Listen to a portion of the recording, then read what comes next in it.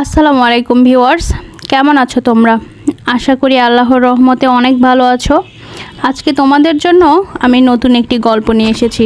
গল্পটির নাম পাহাড়পুর। তো শুরু করা যাক।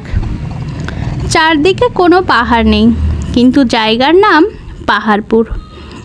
এটি বাংলাদেশের, এমনকি বিশ্বের একটি বিখ্যাত জায়গা, কিন্তু এর সম্পর্কে সবাই খুব ভালো জানে না। তোমরা কি জানো যে পাহাড়পুর একটি সুপ্রাচীন বৌদ্ধ বিহার? প্রায় 1400 বছর আগে বৌদ্ধ ধর্মের অনুসারী ভিক্ষুগণ কোনো বিশেষ একটা জায়গায় থাকতেন। সেখানে তারা নিজেদের ধর্মচর্চা করতেন আর শিষ্যদের শিক্ষা দিতেন। এরকম জায়গার নাম বিহার। বাংলাদেশের ভিতরে আরও বিহার আছে, যেমন কুমিল্লার ময়নামতির শালবন বিহার, কিন্তু পাহাড়পুরের মতো বড় বিহার আর নেই। প্রাচীন এই বিহার একসময় খালি পড়ে থাকে।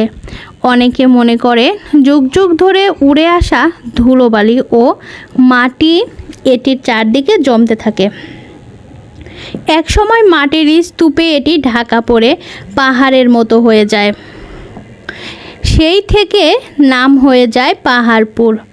দীর্ঘকাল পরে 1879 সালে আলেকজান্ডার কানিংহাম এই বিশাল পুরাকীর্তি আবিষ্কার করেন। এটির আরেক নাম সোমপুর বিহার বা সোমপুর মহাবিহার।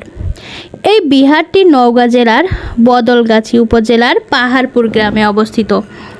বিহার এলাকাটি প্রায় 40 একর জায়গা জুড়ে লালচে মাটির ভূমিতে বিস্তৃত। 27 একর জমির উপর এর বিশাল দালান।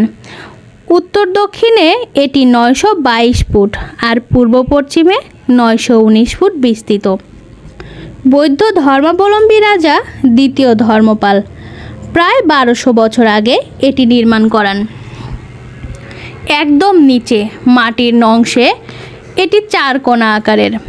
বাইরের দেয়ালের গায়ে পোড়ামাটি দিয়ে নানা রকম ফুল, ফল, পাখি, পুতুল, মূর্তি ইত্যাদি বানানো আছে।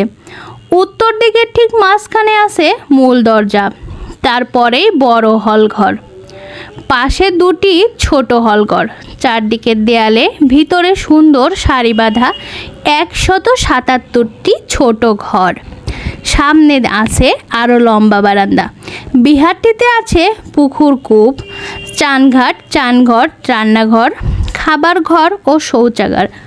সব মিলিয়ে বিহারটিতে 800 মানুষের থাকার ব্যবস্থা ছিল।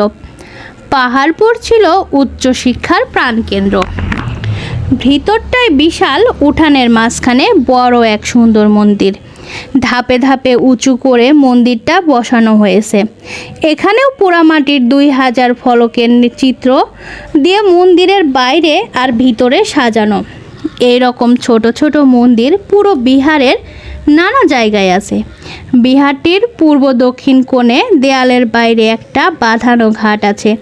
এটাকে বলা হয় সন্ধ্যাবতীর ঘাট। পাহাড়পুর বিহারের পাশে আছে দেখার মতো একটা জাদুঘর। সেখানে সুন্দর করে সাজিয়ে রাখা আছে বিহার থেকে খনন করে পাওয়া অনেক পুরাতন আর দুর্লভ জিনিসপত্র। তো গল্পটা যদি ভালো লেগে থাকে তাহলে অবশ্যই একটি লাইক দিতে ভুলবে না, আর একটি কমেন্ট করে তোমার মূল্যবান মতামতটি জানিও। আমাদের চ্যানেলটিকে অবশ্যই সাবস্ক্রাইব করে রাখবে, তাহলে পরবর্তী ভিডিওগুলো তোমরা পেয়ে যাবে। সাথে থাকার জন্য ধন্যবাদ।